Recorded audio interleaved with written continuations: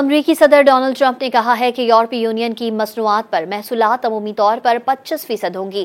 انہوں نے اشارہ دیا کہ کینیڈا اور میکسیکو پر محصولات اپریل کے اوائل میں نافذ العمل کیے جائیں گے۔ ڈان اخبار میں شائع خبر رساں ادارے AFP کی رپورٹ کے مطابق امریکی صدر ٹرمپ نے اپنی کابینہ کے اجلاس سے خطاب کرتے ہوئے قرار دیا کہ یورپی یونین کے قیام کا مقصد امریکہ کا مقابلہ کرنا تھا۔ ٹرمپ نے کہا کہ سچ کہوں تو یورپی یونین کے قیام کا مقصد امریکہ کو دبانا تھا۔ یہ پوچھے جانے پر کہ کیا انہوں نے بلاک کے لیے محصولات کی سطح کے بارے میں کوئی فیصلہ کیا ہے، ٹرمپ نے کہا ہم بہت جلد اس کا اعلان کریں گے اور عمومی طور پر یہ 25% ہوگا۔ انہوں نے کہا کہ اس سے کاروں سمیت دیگر مصنوعات متاثر ہوں گی۔ ٹرمپ کا کہنا تھا کہ یورپی یونین نے ہمیشہ امریکہ کا فائدہ اٹھایا ہے۔ انہوں نے غیر منصفانہ اور غیر متوازن تجارت کا مقابلہ کرنے کے لیے امریکی تجارتی شراکت داروں پر مساوی محصولات عائد کرنے کی دھمکی دی۔ انہوں نے یہ بھی کہا ہے کہ وہ آٹو اور فارماسیوٹیکل جیسی کچھ مصنوعات کی درآمدات پر بھاری ٹیکس عائد کریں گے۔